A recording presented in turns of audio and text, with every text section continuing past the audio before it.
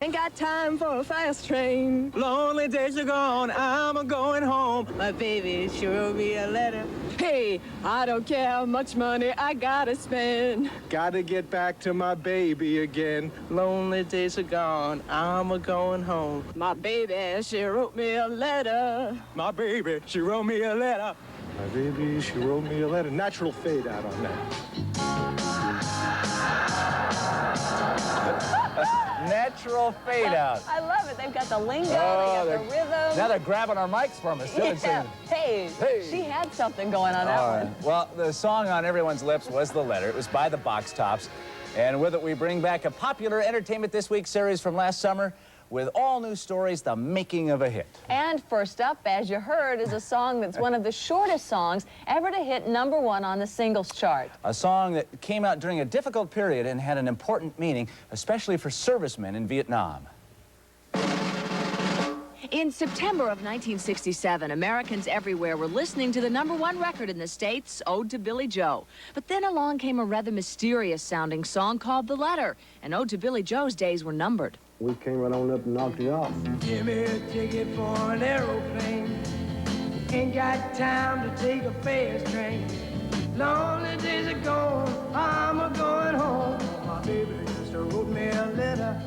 The group was the Box Tops, and the only reason they got to cut a record at all was because a local Memphis DJ championed their cause to American Recording Studios head Chip Smolman and his fledgling house producer Dan Penn. Though Penn didn't like the band's original lead singer, he made the other boys an offer. I said, y'all come back Saturday morning and bring me a new singer, and we'll cut this record. Though nobody really expected anything to come of it, the band came back with 16-year-old Alex Chilton. I started singing it really softly at first, and the producer came out and said, no, sing it really hard and kind of growl it like this. And he kind of demonstrated it for me, and I did it as best I could. When she wrote me a letter, said she couldn't live without me no more. Some found it hard to believe such a soulful voice came from a 16-year-old. People tell me that, oh, they thought I was 50 and really fat, you know, or black, and we had a hit record on a lot of black stations with that record because people thought we were black. He sang his little heart out. It wasn't really until I started overdubbing it I started listening to his voice and realized that he did have a real good little funky voice. Ain't got time to take a fast train. The Letter stayed at #1 for 4 weeks and went on to sell a phenomenal 4 million copies worldwide. It's impossible to describe. It has some sort of movement and immediacy about it, you know. Give me a ticket for an airplane, ain't got time to take a fast train. It gives you a feeling of movement and stuff.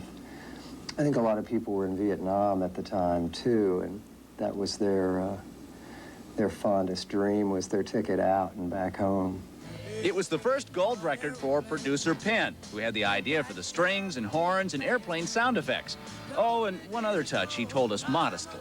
I had Alex say aeroplane because the demo was, give me a ticket for an airplane, which didn't sound right, so I had him change to aeroplane, and that helped everything.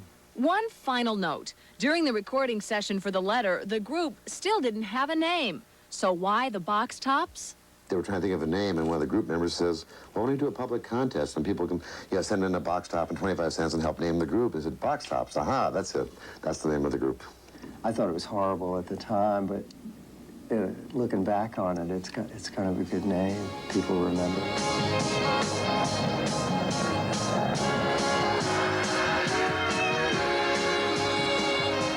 Wow, now he looks different. Very different now. He probably freaked out to see this video. You know, the song is much shorter than the story we just did about him. The Letter is only 1:55 seconds. That is very, very short. And the Box Tops had only one other top 10 hit. It was Cry Like a Baby.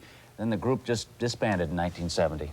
Well, actually, The Letter made it into the top 20 rather, twice after the Box Tops recorded it. Another version by the Arbors went to #20 in 1969, and the most famous one, other than the original, of course, by Joe Cocker. That went to #7 in 1970.